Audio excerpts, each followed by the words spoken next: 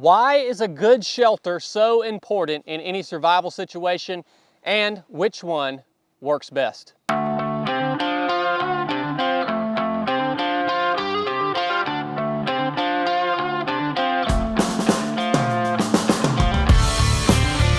All right, what's up, skid marks? Today we're going to talk about something extremely important, and that is shelter. Okay, shelter is going to be the most important part of any survival kit. Why do we say that? Because when you're out in the backcountry, or you have to bug out, right? In that scenario, the number one thing that's going to kill you is the elements. Okay, that's going to kill you faster than anything else. The cold, the rain, it's going to take you out of the game with the quickness if you don't have a proper shelter. You can go quite a while without water. You can move, it's going to be uncomfortable, but about 3 days without water is what they say. What's up, Leonard? You can you can go about 30 days, they say, without food.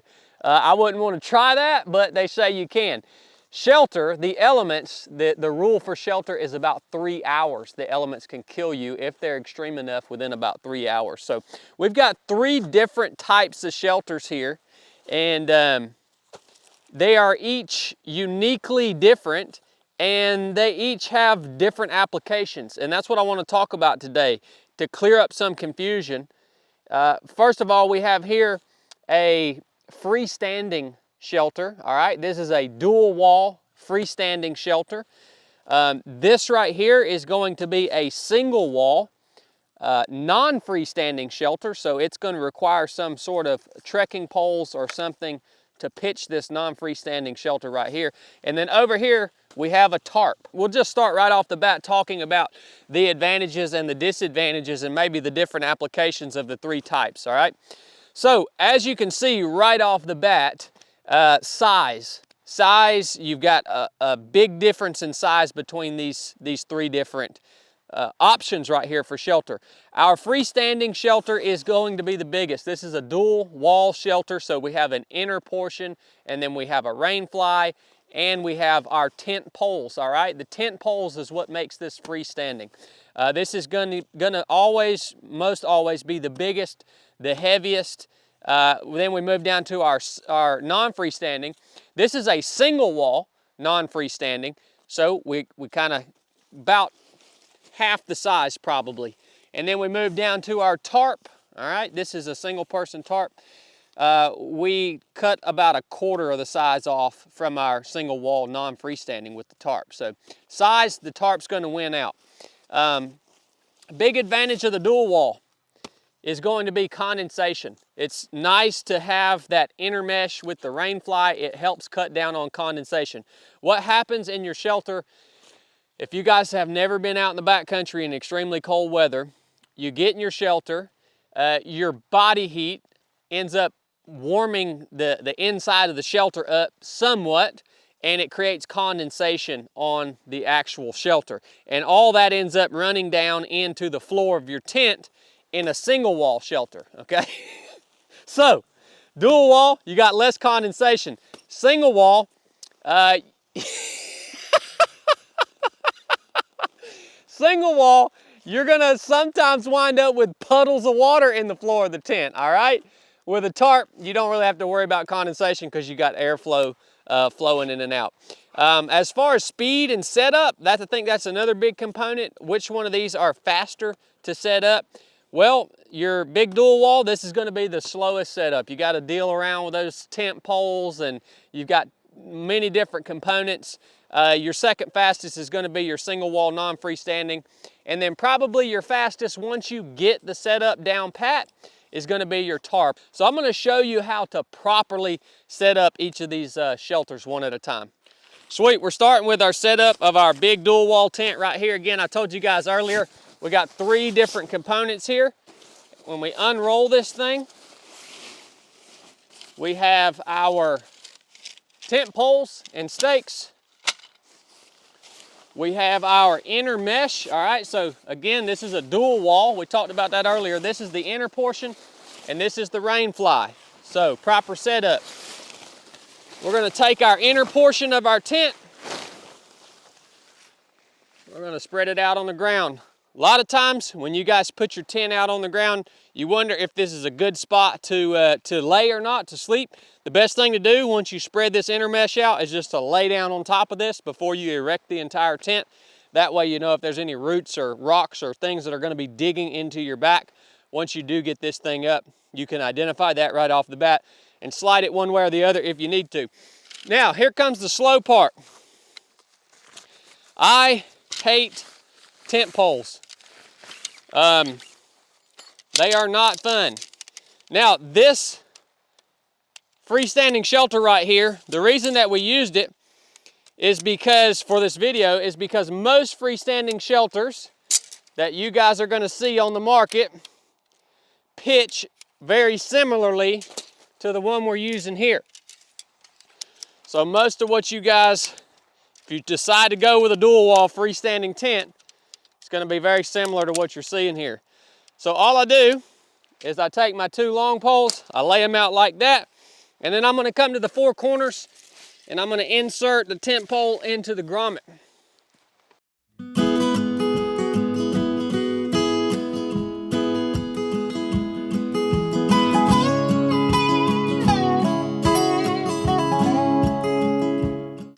Now think about this with this dual wall tent. If it was raining right now, oh, that's why I don't like tent poles. If it was raining right now and my tent pole didn't break, I would be getting water all in the floor of my tent. So here we just saw a tent pole fail, all right? Now you can splint this. We're not gonna splint it right here because we don't have time to do that on the video. This is as far as we're gonna erect this tent right here. If you can. Now, this was actually perfect for the video because this is why I would not go with a dual wall freestanding tent with these aluminum tent poles. Now, if I'm out in the backcountry, unless I have something to splint this with, which is an extra piece of gear that I have to carry, I'm pretty much screwed. I can't erect this tent without the proper tent poles. So there you go. All right, sweet. So now we're gonna go to our single wall non-freestanding tent. And we just saw our tent poles break in the last video. Well, with this one, we don't have to worry about tent poles breaking. We're actually gonna pitch this non-freestanding tent with these trekking poles right here. Now, this tent is made by a company called Hyperlite. It's called a Durgo, I think. I don't even think they make it anymore. It's a Dyneema tent, so it's super lightweight, super durable. And they actually do make carbon fiber poles that go with this tent. Now, they're not like the tent poles that you just saw snap on the freestanding tent. It's just a telescoping carbon fiber pole, which is essentially what this trekking pole is. So if you don't carry trekking poles when you're out in the backcountry, just know that there is a pole to pitch this thing with. So here we go. I'm gonna show you guys how much easier this shelter is to pitch. Single wall, non-freestanding. I simply spread it out. I take 4 tent stakes. I go around to each corner of my tent or my shelter.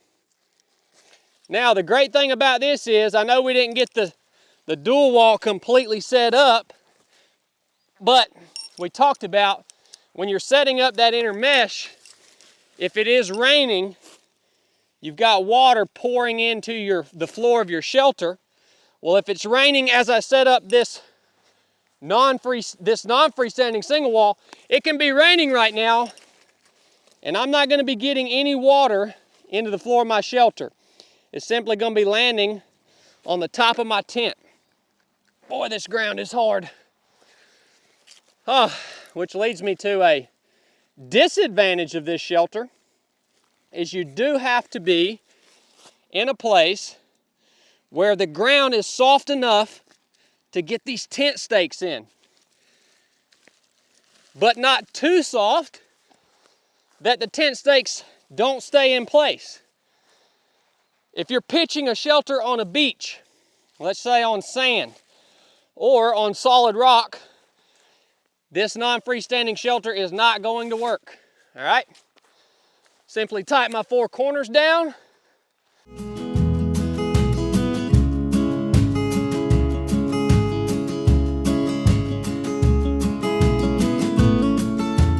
So there we go, we have a fully erected shelter here.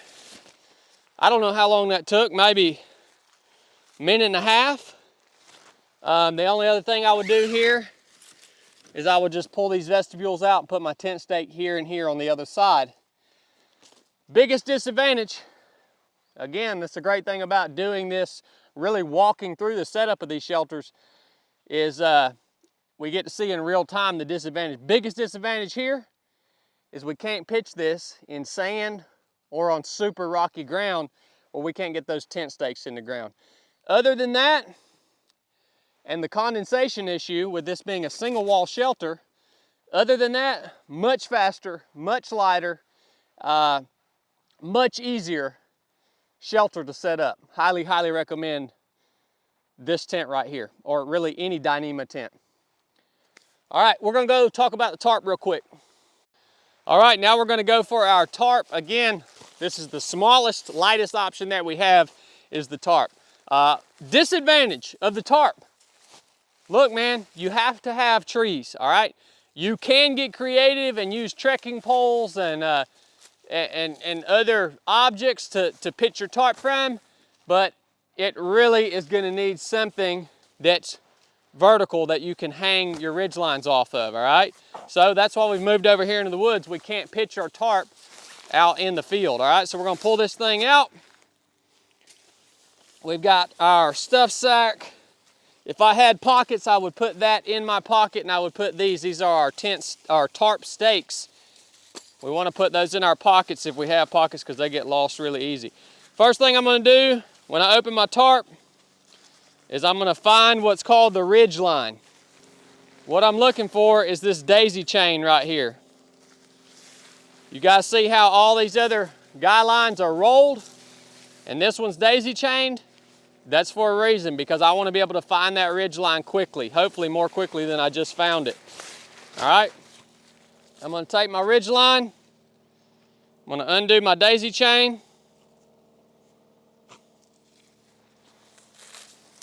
I'm gonna fix one ridge line to the tree here using a trucker's hitch knot. All right, show you guys how to tie this real quick. You just make a loop, just like that. Take your running in, pull it back through. All right, I'm gonna go around my tree, take my running in, pull it through that trucker's hitch, and then I'm gonna do the same thing here, just create another trucker's hitch and lock it down on itself. All right, those are quick release knots. Now I'm gonna do the same thing here. Now as you can see here, our ridge line's not very tight. That's the reason we want to do quick release knots on this ridge line, because now I've got to come back over here and I've got to tighten this ridge line up, all right? So I simply pop that out. I pop that out. I'm gonna tie my trucker's hitch closer to the tarp body. Bring my running in back through. Now I've got more room to work. Now I can actually get that ridge line nice and tight, all right? That's why we want quick release knots on this tarp. All right, I'm gonna show you how to run these guy lines out. So the only thing that we have to do now to have a fully erected shelter is to run our 4 guy lines out on all 4 corners, all right? We're just gonna do this one corner here to show you guys how it works. I'm gonna take a tent stake out. Now, what I'm trying to do here when I pull this guy line off the corner is I'm trying to split that 90-degree angle on the corner, all right? So I want a 45 and a 45. If I pull this line off the corner like that, or like that, I'm gonna have a bunch of wrinkles in the wall of my tarp. So I'm splitting that angle. There we go, I'm on line. I'm gonna take my tent stake, my tarp stake. When I press it in the ground, I'm gonna angle it back toward the shelter. Now, same deal here, I got my stake in the ground. It's along that line where I'm pretty much splitting that angle. Tie my trucker's hitch here. Bring my running in around my stake. Come back through. I'm gonna pull tension on my tarp. Once I get the tension that I want, same thing I did on my ridge line, tie another trucker's hitch, lock it down back on itself. I'm gonna do that on all 4 corners, and I'll have a fully erected shelter. That's the tarp. Again, tarp's a great shelter. You have a little less protection from weather and wind. You have to think about when you're pitching a tarp, what's the wind doing, where's it coming from, or else you could potentially create a wind tunnel with your tarp, all right? So big disadvantage is you need some trees to pitch this thing with, unless you want to get super creative and work out a new system, and also a little less protection from the weather. So I hope that video clears up some confusion that you guys might have had around different shelters, advantages, disadvantages, and I hope you understand why shelter is so important. Don't scamp on a shelter. Don't buy a cheap shelter, okay? Thank you guys so much for tuning in. If you got something out of this content, please like, subscribe, turn on notifications, and drop us a comment. We always love to hear from you. If you want more, come join us at a live training event, either the basic course or the proving ground. Go to 3of7project.com to submit your application. Nuff said.